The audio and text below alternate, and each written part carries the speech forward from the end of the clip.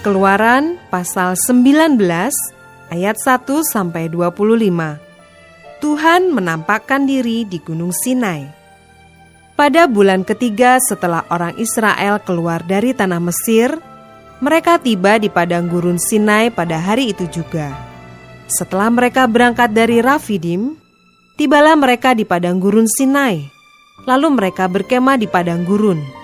Orang Israel berkemah di sana di depan gunung itu. Lalu naiklah Musa menghadap Allah, dan Tuhan berseru dari gunung itu kepadanya, "Beginilah kau katakan kepada keturunan Yakub, dan kau beritakan kepada orang Israel. Kamu sendiri telah melihat apa yang kulakukan kepada orang Mesir, dan bagaimana aku telah mendukung kamu di atas sayap Raja Wali dan membawa kamu kepadaku.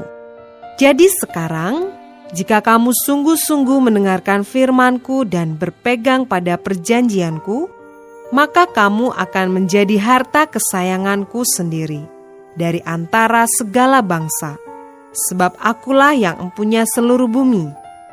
Kamu akan menjadi bagiku kerajaan imam dan bangsa yang kudus. Inilah semuanya firman yang harus kau katakan kepada orang Israel." Lalu datanglah Musa dan memanggil para tua-tua bangsa itu dan membawa ke depan mereka segala firman yang diperintahkan Tuhan kepadanya. Seluruh bangsa itu menjawab bersama-sama, "Segala yang difirmankan Tuhan akan kami lakukan." Lalu Musa pun menyampaikan jawab bangsa itu kepada Tuhan. Berfirmanlah Tuhan kepada Musa, "Sesungguhnya aku akan datang kepadamu dalam awan yang tebal, dengan maksud supaya dapat didengar oleh bangsa itu apabila aku berbicara dengan engkau, dan juga supaya mereka senantiasa percaya kepadamu." Lalu Musa memberitahukan perkataan bangsa itu kepada Tuhan. Berfirmanlah Tuhan kepada Musa, "Pergilah kepada bangsa itu, suruhlah mereka menguduskan diri pada hari ini dan besok, dan mereka harus mencuci pakaiannya. Menjelang hari ketiga mereka harus bersiap, sebab pada hari ketiga Tuhan akan turun di depan mata seluruh bangsa itu di Gunung Sinai. Sebab itu haruslah engkau memasang batas bagi bangsa itu berkeliling sambil berkata, 'Jagalah baik-baik, jangan kamu mendaki gunung itu atau kena kepada kakinya, sebab siapapun yang kena kepada gunung itu, pastilah ia dihukum mati.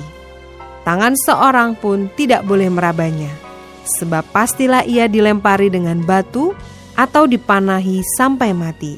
Baik binatang, baik manusia, ia tidak akan dibiarkan hidup.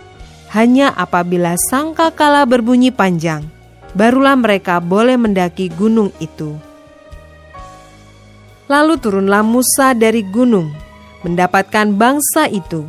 Disuruhnyalah bangsa itu menguduskan diri dan mereka pun mencuci pakaiannya.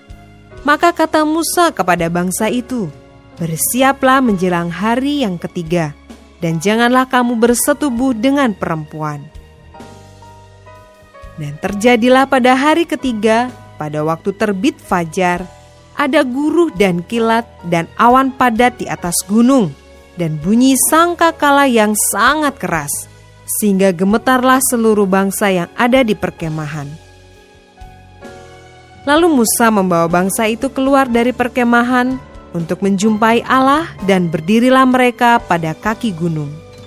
Gunung Sinai ditutupi seluruhnya dengan asap, karena Tuhan turun ke atasnya dalam api. Asapnya membumbung seperti asap dari dapur, dan seluruh gunung itu gemetar sangat. Bunyi sangkakala kian lama kian keras. Berbicaralah Musa, lalu Allah menjawabnya dalam guruh. Lalu turunlah Tuhan ke atas gunung Sinai, ke atas puncak gunung itu.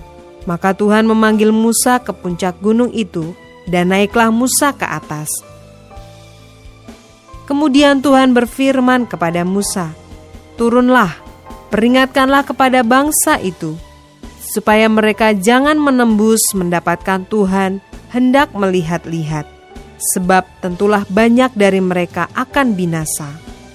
Juga para imam yang datang mendekat kepada Tuhan haruslah menguduskan dirinya, supaya Tuhan jangan melanda mereka. Lalu berkatalah Musa kepada Tuhan, "Tidak akan mungkin bangsa itu mendaki gunung Sinai ini, sebab Engkau sendiri telah memperingatkan kepada kami. Demikian, pasanglah batas keliling gunung itu dan nyatakanlah itu kudus." Lalu Tuhan berfirman kepadanya, "Pergilah, turunlah, kemudian naiklah pula, engkau beserta Harun, tetapi para imam dan rakyat tidak boleh menembus untuk mendaki menghadap Tuhan, supaya mereka jangan dilandanya." Lalu turunlah Musa mendapatkan bangsa itu dan menyatakan hal itu kepada mereka.